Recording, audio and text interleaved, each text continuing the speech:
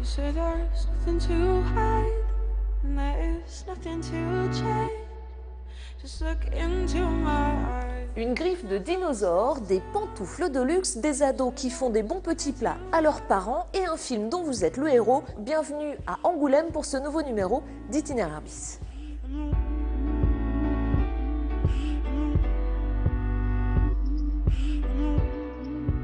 Au cœur du Poitou-Charentes, Angoulême. Calée sur son promontoire, la ville fondée il y a près de 800 ans a longtemps été une cité convoitée. Des remparts et des fortifications qui l'entouraient, il ne reste qu'une promenade, panorama imprenable sur la vallée de la Charente. De son passé industriel, il ne reste plus grand-chose et l'activité papetière qui fit jadis la richesse de la ville a laissé sa place à la bande dessinée. Mais au-delà du festival, aujourd'hui, cette petite ville de 40 000 habitants doit surtout son essor à sa cité de l'image qui réunit entreprises et écoles dans les anciens chais de Cognac. Pour débuter cette découverte de la ville hors des sentiers battus, Julie a maintenant rendez-vous avec le patron un peu excentrique d'une entreprise d'images de synthèse. À l'heure où les Français citent souvent l'Allemagne comme exemple, lui a fait le chemin inverse. À Angoulême, il a trouvé la douceur de vivre et un endroit propice à la création d'images animées. Angoumoisin d'adoption, depuis 12 ans, il porte des projets un peu fous comme cet écran à 360 degrés qui vous plonge au cœur de l'action et vous permet même d'agir sur les images.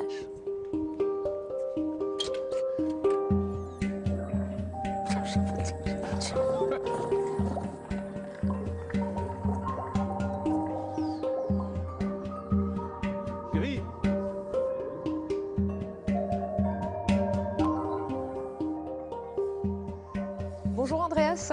Bonjour Julie. Alors nous voici en plein cœur du tumulte, ce procédé exceptionnel. Alors, un écran panoramique, moi je connais, la projection 3D également. Qu'est-ce qu'il a d'exceptionnel ce procédé, votre procédé? C'est que c'est une projection en relief, circulaire, ininterrompue. Il n'y a pas de moment où il y a une rupture, quoi qu'il soit. Ça, c'est la première particularité. La deuxième particularité, c'est que mes gestes, je peux attraper des objets et je peux les déplacer. Donc, mes gestes sont captés en temps réel et en plus, donc, j'interviens sur le contenu et donc je deviens spectateur. Ça, c'est une première mondiale dans cette configuration et dans cette combinaison. Andreas, ce procédé, vous le destinez à qui? Au seul parc d'attractions? Les parcs d'attractions sont effectivement un cible tout à fait privilégié, mais aussi les musées, les aquariums, les cités des sciences.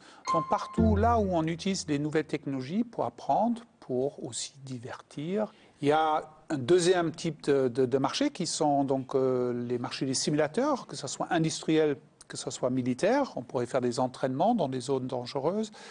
Il y a un troisième marché que classiquement on appelle les smart schools, les smart universities. Donc c'est l'enseignement supérieur, c'est aussi l'enseignement à distance. On peut donc effectivement s'imaginer de se promener dans un corps humain, d'apprendre le fonctionnement de l'intérieur de cette magnifique machinerie. Comme il est réellement. Oui. Comme il est réellement. Et du coup, bien évidemment, du fait d'y être, il est très probable que l'apprentissage va se faire quand même d'une manière plus intense et plus percutante. Vous me montrez ce que ça donne, ce tumulte? Allez, on y va. Teste, allez, on chausse les lunettes. Essayez d'avoir le bleu. Le bleu, le bleu. Le bleu, là, rapprochez-vous. Ouais, ouais, allez-y, descendez un peu. Là, c'est trop tard. Trop tard. Donc là, avec votre geste, vous permettez au dessin animé de continuer. Hein. Sans vous, il s'arrête. Hein. Exactement. Alors là, maintenant, il y a les astéroïdes qui arrivent. Et si on ne fait pas attention, les astéroïdes vont détruire le monde qu'on vient de créer. Donc, il faut maintenant casser les astéroïdes. Et il faut y aller parce que là, sinon... il faut les bloquer. Il faut tous les péter. Ouais. Alors ça, c'est bien sûr la partie qui amuse le plus les enfants. Bien sûr, j'imagine. Alors c'est pas toujours facile d'ailleurs, surtout quand on n'est que deux. Seulement 2 pour sauver le monde, j'ai peur que ça soit juste. Hein. On a découvert le secret du ruban monde. Voilà. On a eu des petits dégâts, bravo. pas grand-chose, mais quelques petites destructions. Quelques petits, ça un petit peu noir, ça repoussera. Merci Andreas. De retour dehors. Bon, magnifique, hein. Superbe Merci. sensation. J'ai adoré ce tumulte. Moi qui aime beaucoup les manèges, les attractions, j'ai vraiment eu l'impression de découvrir quelque chose avec et ce dessin animé alors tout autour de moi et puis cette interactivité, ça fonctionne. Hein. Ça fonctionne bien, hein, Alors ça fonctionne aussi, Andreas, parce que vous avez la chance d'être ici. C'est comme dans un rêve au milieu de la cité de l'image. Et à Angoulême, Andreas, il n'y a pas que la bande dessinée. Il y a surtout la bande dessinée historiquement quand même d'origine, mais après ça s'est développé davantage autour des nouvelles images, autour de l'animation, autour du jeu vidéo maintenant. L'école de beaux-arts juste en face, c'est vrai que c'est devenu vraiment un campus de l'image, le campus Magellis. Tous les métiers de l'image réunis ici, Absolument. autour de l'eau. Ouais. On poursuit la balade? Yes, Je vous suis, Andreas. entendu. Alors là, il faut marcher un peu. On va Il faut traverser. traverser l'eau et puis Ouais. là on monte. Hein. Là, on monte et il n'y a pas d'ascenseur. Hein. Ah mince. Ah, ouais, là, Il y a un petit moteur dans quelque chose? là-bas.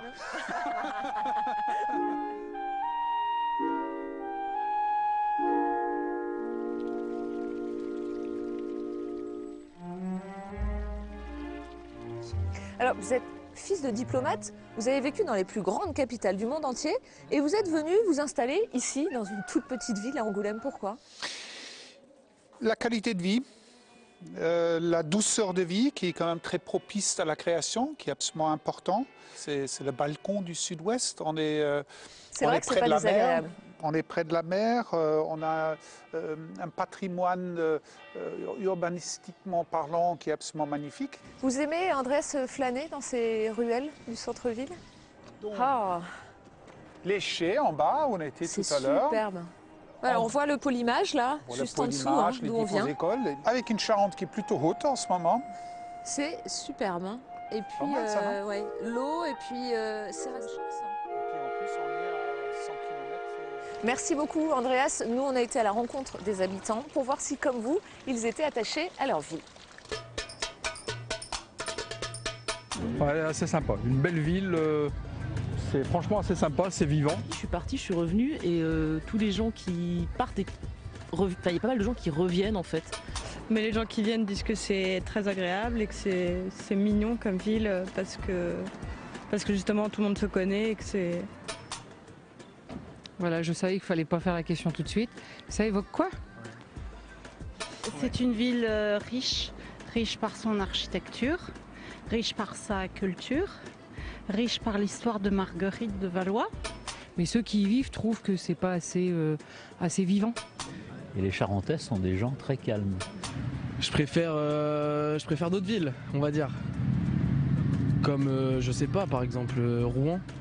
Eh ben non, moi je rêve pas du tout d'ailleurs, ça fait 8 ans maintenant que je suis ici et j'y trouve complètement mon compte et je me vois pas dans l'immédiat ailleurs qu'ici à faire des choses. Je connais un petit peu Angoulême, surtout au travers du festival de la BD. Alors là, il faut y venir. Hein. Vous venez de l'entendre, impossible de dissocier Angoulême de son festival. Ici, la BD est partout, même où on ne l'attend pas. À 2 pas d'ici, des auteurs ont décidé de donner leur chance à des personnes en situation de handicap. Un style bien à lui, tout en dérision. Voilà 3 ans que Fred travaille ici. Tantôt affichiste, tantôt caricaturiste. Il est un auteur à part entière et qui, en regardant ses dessins, pourrait dire qu'il souffre d'un handicap. Je ne pensais pas que ce serait possible. Je pensais plutôt que j'allais rester sur l'image et que j'allais vivre du dessin de ma passion. Enfin, que j'allais en faire juste une passion comme ça. Créé en 2012, cet établissement d'aide par le travail fait, chose rare, appel à la créativité des personnes en situation de handicap. Un lieu unique en France. Autistes, déficients intellectuels, sourds et muets travaillent au milieu de dessinateurs aguerris. Et malgré les craintes, la maladie n'a jamais été une barrière infranchissable. C'est bien, en même temps, toi tu es là pour proposer quelque chose. Hein. Dès qu'il sort son dessin, qu'il montre ce qu'il fait, ce qu'il dessine, moi je montre ce que je fais, d'autres auteurs viennent. Et en fait, on parle de ce qu'on raconte, quoi. Et du coup, très vite, il y a des accroches qui se font entre les gens, entre les auteurs, entre la personne en question. Et puis, il y a une passion, quoi. Il y a une vraie passion commune, tout ça. Et puis là, pour le coup, c'est un cliché, mais ça fait tomber les barrières. Hein. Souvent, ce sont des gens qui sont en structure, qui ne savent pas lire, qui ne savent pas se débrouiller tout seuls, qui ont besoin d'aide dans leur vie quotidienne. Et puis là, ils ont un domaine d'excellence. Fred rêve aujourd'hui de faire sa propre bande dessinée, comme les autres. Handicap, dessin, les auteurs des ateliers du Marquis ont fait le pari de l'intégration par le travail et ont réuni deux mondes, pas si éloignés l'un de l'autre qu'on veut le croire.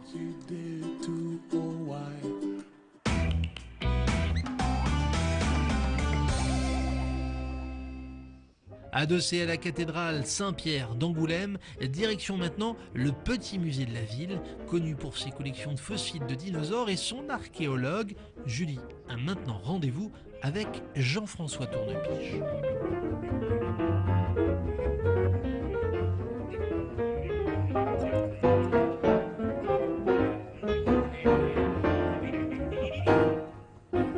C'est en 2010 qu'a été faite la découverte dont rêve tout paléontologue. Un fémur géant de 2,20 m de sauropode, annonciateur d'un gisement d'os unique de dinosaures à quelques kilomètres seulement d'Angoulême.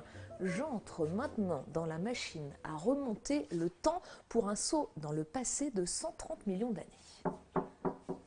Bonjour Jean-François. Bonjour, bienvenue au musée. Merci de nous accueillir ici. Alors, dans le musée, on est dans votre bureau et il y a du monde dans votre bureau. Quelques-uns des milliers d'ossements fossiles conservés ici au musée. Vous travaillez là sur quoi exactement? Eh bien, sur une paire de tibias de dinosaures autruches. D'accord. Ces dinosaures qu'on appelle des ornithomimosaures, nom compliqué pour décrire cette espèce de dinosaure tout à fait nouvelle, trouvée en Charente, qui ressemblait un peu à ça, une grande queue droite, des mains griffues à la place des ailes. Alors, cette jambe, c'est l'un des 5000 et même plus ossements qui ont été retrouvés sur le site, hein, juste à côté, à Angeac-Charente, et qui fait du site que vous avez découvert un des sites les plus importants de France et même d'Europe. Hein. Absolument, par la quantité d'ossements retrouvés, par l'étendue du site, au moins 5000 m², et surtout par l'époque qui est représentée. Cette époque d'il y a 130 millions d'années, on connaît très peu de choses en Europe sur cette période. Donc on a pratiquement tout à apprendre de la faune qui vivait dans ce milieu subtropical à l'époque. On était dans un milieu tropical. Imaginez des marécages, des plaines inondables, un peu comme les bayous du sud des États-Unis, avec des quantités de plantes, de marécages, de bras de rivière, et dans tout ça, s'ébattaient des crocodiles, des tortues, des dinosaures. Jean-François, il existe aujourd'hui déjà beaucoup d'espèces de dinosaures. Est-ce que vous en avez découvertes d'autres sur ce site ? Oui, et mon collègue Ronan Alain du Muséum de Paris voit dans ces ossements de nouvelles espèces qu'il est en train de créer, de définir et qui vont porter des noms charentais. On ne connaît pas encore exactement leurs noms. Il va falloir leur trouver des noms, ça pourrait être quoi par exemple? Oui, puisque ce sont des animaux nouveaux, ce sont peut-être des Anjacosaurus. C'est un animal nouveau, donc il faut lui trouver un nom nouveau. Celui qui fait la découverte peut décider d'un nom? Celui qui fait l'étude. D'accord. Et le chercheur, après avoir décrit cette espèce et démontré que c'est une espèce tout à fait nouvelle, il décrit les caractéristiques de cette espèce et il la nomme. Et il passe à la postérité.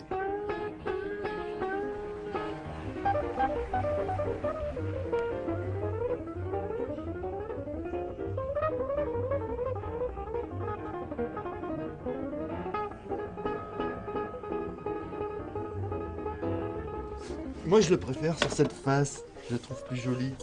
Oui. Ça, c'est un morceau du fémur, qui est un petit morceau et qu'on est en train de restaurer.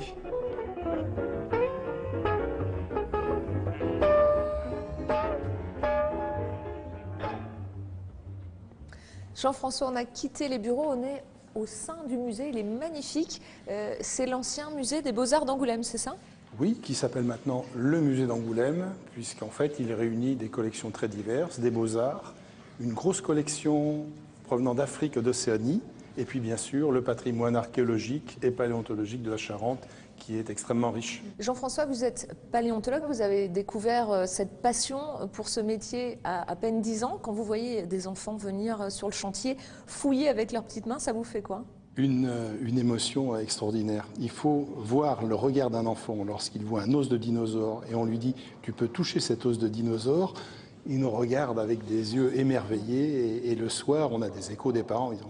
Il nous a raconté, on a touché un os de véritable dinosaure. Il y a du merveilleux dans ces actions qui sont des actions pédagogiques, éducatives bien sûr, mais il y a quelque chose en plus et ça c'est vraiment notre meilleure récompense. Ça c'est magique. Alors nous sommes là dans l'entrée du musée et il est là, hein, cet immense fémur de 2,20 m, vous l'avez reproduit ici, c'est ça? Voilà comment on le voyait au moment de sa découverte. Il est, bien sûr il n'était pas à la verticale, il était sur le sol. Et il gisait là dans cette argile de fond de marécage. Vous aimeriez qu'ils reprennent vie, ces géants? On regrette de ne pas les avoir côtoyés. Hein. Imaginez des animaux de 40 mètres de long qui se promenaient ici dans ce qui va devenir la vallée de la Charente. Oui, ça fait rêver. Peut-être un jour la machine à remonter le temps. On y travaille. Merci beaucoup Jean-François. Merci.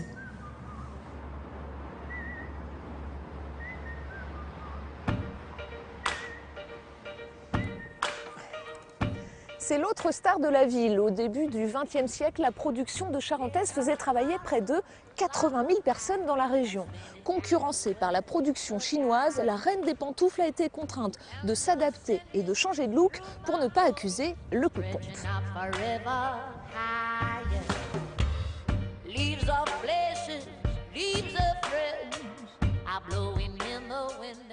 Bonjour Jean-Luc. Bonjour Julie. Merci de nous accueillir ici. Alors, on est dans votre maison et dans vos bureaux, hein, voilà, c'est ça? C'est ici que vous donnez vie à vos charentaises. Et Jean-Luc, là, on est très loin du chausson de nos grands-parents. Hein. On est très très loin. À l'origine, ce chausson était fabriqué avec des chutes de feutre et il était utilisé dans les sabots. Donc le point de départ, c'est ça. Et ça a évolué au fil du temps. Aujourd'hui, nous, on en a fait un objet de mode, un objet de luxe. On utilise de très belles matières, de beaux cuirs, de très beaux feux, voilà. On sélectionne les matières, mais c'est même devenu un accessoire de mode. C'est plus un chausson, exclusivement, c'est plus fait pour porter... C'est un chausson, on le porte à l'intérieur, mais justement, on n'hésite plus à le porter. On peut recevoir ses amis en charentaise, voilà. C'est un peu, c'est la différence. Cette charentaise, Jean-Luc, elle s'appelle la Tcha. Comment elle est née, cette histoire ? Alors, la Tcha est née à l'initiative d'un projet lancé par le Conseil général et la région Poitou-Charentes, dont l'objet était de redynamiser ce secteur d'activité. Et alors, ils ont saisi l'Institut français de la mode pour revisiter cette charentaise, faire revisiter cette charentaise. C'était il y a 10 ans. C'était il y a 10 ans, c'était en 2005. Et donc, ça s'est appelé à ce moment-là Toujours charentaise, et Tcha, c'est l'acronyme de Toujours charentaise. Toujours charentaise, d'accord. Et puis finalement, cette marque, c'est vous qui l'avez rachetée. Jean-Luc, ces charentaises, elles sont fabriquées à quelques kilomètres d'ici. Je vous suis, on va visiter l'usine? Avec plaisir. Allez, c'est parti. Ici, direction l'usine. Donc au fil, on va tout droit. Tout droit? Ok.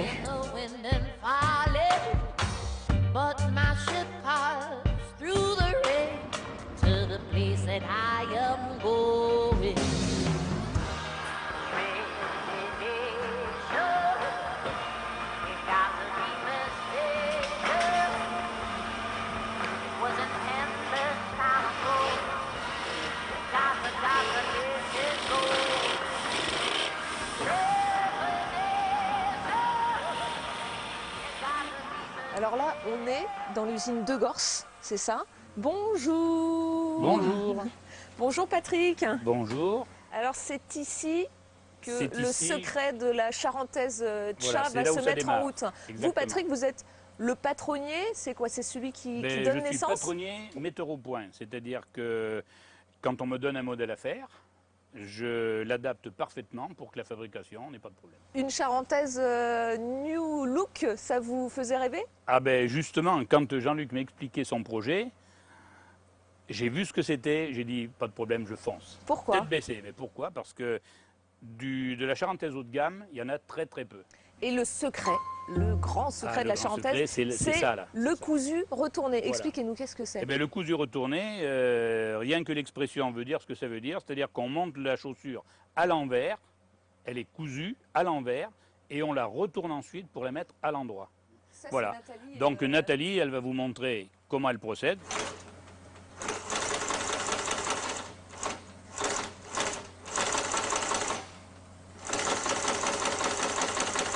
La couture est terminée et là c'est le moment crucial. Hein. Voilà, le retournement de la chaussure pour lui donner son aspect défini.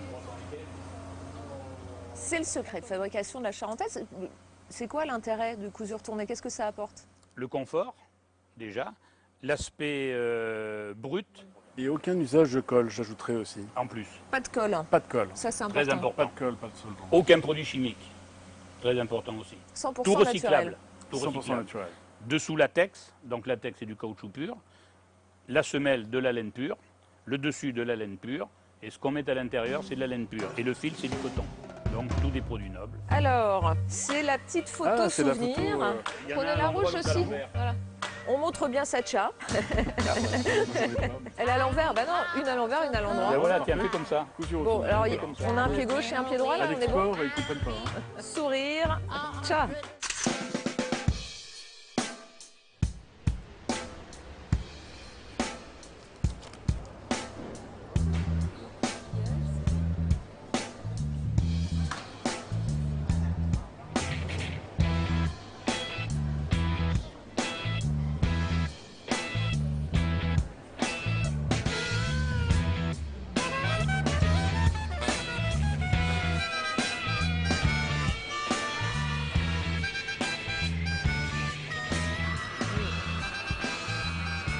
Merci. Moi, j'adore ça. Merci, madame. Manger mieux et cuisiner soi-même face aux problèmes grandissants de l'obésité chez les jeunes. Des profs d'un collège d'Angoulême ont décidé de faire de l'alimentation une matière à part entière. Une aventure humaine, collective et culinaire. Redescendons maintenant de la vieille ville direction le collège Marguerite de Valois dans le quartier du Grand Fond, un des 3 quartiers sensibles de la ville. Julie a maintenant rendez-vous dans la classe de 5e C à l'heure du coup de feu en cuisine. Alors vous allez maintenant tous venir me voir. Rassemblement là, oui. Première recette. Donc pour la papillote de poulet, j'ai besoin de quoi? Vous vous souvenez? Très bien. On va s'arrêter là, oui. Madame? Très bien. Bonjour Caroline. Bonjour Julie. Vous êtes le chef cuisinier, ça bosse là, hein, c'est ambiance rigueur pour ce cours de cuisine. Ah, si on veut que le travail soit fait, il faut de la rigueur. Ici, on apprend à cuisiner, c'est tout? Non, on n'apprend pas seulement à cuisiner, on apprend aussi à goûter de nouveaux produits. On apprend aussi à observer les aliments, à connaître de nouveaux aliments. On est à Angoulême, en périphérie. C'était quoi votre constat à l'origine? Qu'est-ce qu'ils mangeaient chez eux, ces élèves de 5e? Alors, ces élèves de 5e, ils mangent parfois seuls, parfois en famille, parfois devant la télé. Nous le savons. Et parfois, ils préfèrent la restauration rapide, les pizzas, le surgelé, les boîtes de conserve. Donc notre but aussi, c'était de leur montrer que c'est facile de préparer des plats avec des légumes de saison, qu'ils sont capables de le faire, qu'ils sont capables de le partager avec leurs parents et qu'ils peuvent partager donc un joli moment avec leur famille. Ça peur d'un autre temps, les chemises à fleurs d'un autre temps, les parents d'un autre temps. Tu t'y connais un petit peu, tu cuisines chez toi? Oui. Et tu cuisinais déjà? Oui. Ça fait junk, la fun c'est trop punk, la skate c'est pour les junks. Moi c'est skate des discothèques. Je veux paraître de mon âge, la cigarette, de mon âge, la mobilette, de mon âge et faire la fête, de mon âge pas être hardcore, de mon âge, moi d'abord, de mon âge, jamais tort, de mon âge est le plus fort. Je paraître de mon âge, la cigarette, de mon âge, la mobilette, de mon âge et sur la scène, je Aujourd'hui, vous avez le sentiment qu'ils sont capables de trouver bon des produits qu'ils n'auraient jamais mangés avant? Tout à fait. On a des exemples où au départ, ils font la grimace quand on leur propose un légume. Et puis au final, on va leur dire, mais non, vas-y, goûte. Allez, on va le cuisiner et ils reviennent, ils trouvent que c'est super. Là, tout à l'heure, quand je leur ai proposé le poireau, ils ont rechigné et j'espère qu'avec cette papillote, avec une fondue de poireau, eh bien, le poireau va reprendre ses lettres de noblesse. Alors, on en parle de plus en plus, c'est aussi lutter contre le surpoids et même l'obésité. Oui, parce que les recettes en fait que j'écris sont relues par Marilyn Huck, qui est diététicienne, et je fais très attention à la dose de féculents, la dose de fibres, pour qu'ils aient en fait un plat équilibré. Merci Caroline, on va tout de suite aller goûter la papillote, voir si elle est bonne. Et on la déchire comme ça, vas-y. Voilà. Magnifique, toutes ces couleurs. On va le faire tourner dans la bouche pour essayer de voir la texture. Bon. Oui, il n'y a plus qu'à goûter. Hein. On y va? Allez, les coupes fourchette. en brosse, Crosse, la queue de cheval, la boule à Z, c'est raide. Moi c'est mèche de cheveux sur les deux yeux. La PlayStation, allez, être fashion, allez, éternel Sourire, et moi je veux un vive la cuisine. Sauf le lycée, fait chier. Vive la cuisine! Donc avant de commencer les ateliers, on a fait un éveil à la dégustation. Voilà. Qu'est-ce que ça veut dire déguster un aliment? Prendre le temps. Bonjour Françoise. Bonjour. Vous êtes la principale du collège. Là, on sort du cours de cuisine avec les 5e. C'était impressionnant. Là, c'est une réunion ce soir avec les parents. C'est un bilan que vous faites une fois dans l'année. C'est un moment important? Ce projet, c'est pas simplement des cours de cuisine qu'on fait comme ça. C'est vraiment apporter des choses positives aux enfants, apporter des choses, de montrer que leurs enfants sont capables de faire des choses à un moment donné. Et puis, on est vraiment dans un moment positif, hein, valorisant. Ça permet de recevoir les parents dans d'autres moments que quand je les fais venir quand il y a des soucis à l'école. Ça fait presque 2 ans que vous avez commencé ce projet. Est-ce que vous voyez déjà des premiers résultats? Alors déjà, au niveau du climat scolaire de l'établissement, on sent vraiment une amélioration, beaucoup moins de conseils de discipline comme j'aurais pu le faire auparavant. On voit aussi, quand j'appelle les parents, que j'ai besoin de les voir, ils viennent plus facilement. Ça, c'est vraiment essentiel. Les enfants qui sont en difficulté scolaire, eh bien, on a moins d'absentéisme parce que du coup, comme on leur fait confiance et qu'on leur reconnaît des compétences. Il y a des vocations? Alors, on a des enfants, oui, qui émettent déjà en 4e des vœux d'orientation, envie d'aller voir, d'être chef cuisinier ou autre. Merci beaucoup Françoise. On souhaite longue vie à ce projet en espérant qu'il se reproduira dans plein de collèges. Merci à vous. Pour terminer cette émission, nous voici à la librairie de la Cité internationale de la bande dessinée, le temple de la BD, avec près de 60 000 albums disponibles. Si vous souhaitez poursuivre la balade à la découverte d'Angoulême, nous vous avons sélectionné 3 ouvrages. Le premier, Histoire d'Angoulême, 2 tomes, 12 courtes histoires imaginées par autant d'auteurs charentais racontant la ville à travers les siècles. Le deuxième, L'Arabe du futur de Riyad Satouf, Fauve d'or 2015, la plus haute distinction du festival de la bande dessinée, l'histoire autobiographique de l'auteur en Syrie et en Libye. Et enfin, la revue dessinée ou comment traiter de l'actualité avec des bulles et des crayons, un trimestriel disponible en kiosque.